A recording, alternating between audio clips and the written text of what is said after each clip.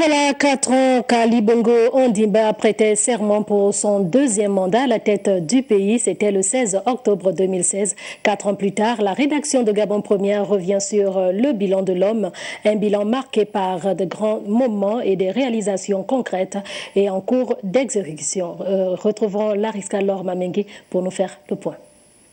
16 octobre 2016, 16 octobre 2020, 4 ans déjà que le chef de l'État, Ali Bongo Ondimba, préside à la destinée de notre pays, le Gabon, pour un deuxième mandat. Au lendemain de sa prestation de serment, le président de la République a organisé un dialogue politique ouvert à toutes les forces vives de la nation pour discuter à bâton rompu de tous les sujets qui concourent à la construction du Gabon que nous voulons tous. Au sortir de ces moments historiques pour notre pays, le chef de l'État a mis en place un gouvernement d'ouverture qui a vu l'entrée de plusieurs figures de proue de l'opposition, une équipe qui avait la lourde charge de conduire l'application des actes du dialogue, mais également de mettre en musique la politique économique et sociale du président Ali Bongo Ondimba. En 2018, le gouvernement, sur instruction du chef de l'État, a lancé le plan de relance économique qui visait, entre autres, à sortir le pays de la dépendance pétrolière en diversifiant ses ressources. Dans cette dynamique a été organisée la Task Force de l'économie qui a conduit aux réformes visant la maîtrise de la masse salariale de l'État, baissée de 10%, soit une économie de 70 milliards de francs CFA. Une véritable cure d'amaigrissement qui a permis au pouvoir public d'avoir une meilleure marge de manœuvre pour organiser la dépense et l'investissement.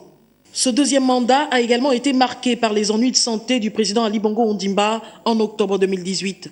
Quelques mois plus tard, il se remet sur pied avec la même détermination, celle de mener le Gabon vers le développement. Cela passe par le changement de mentalité, mais également par la culture des valeurs de probité, de loyauté et d'exemplarité, surtout pour les personnes détentrices de la gestion de la chose publique. C'est pourquoi le chef de l'État a lancé l'opération anticorruption qui a vu l'arrestation de plusieurs hauts commis de l'État accusés de malversation financière. Autre fait marquant, la destinée de la femme décrétée en 2015 qui depuis lors est matérialisée par l'ascension fulgurante de la femme gabonaise. Dernier fait en date, la nomination d'une femme à la tête du gouvernement. Une première au Gabon.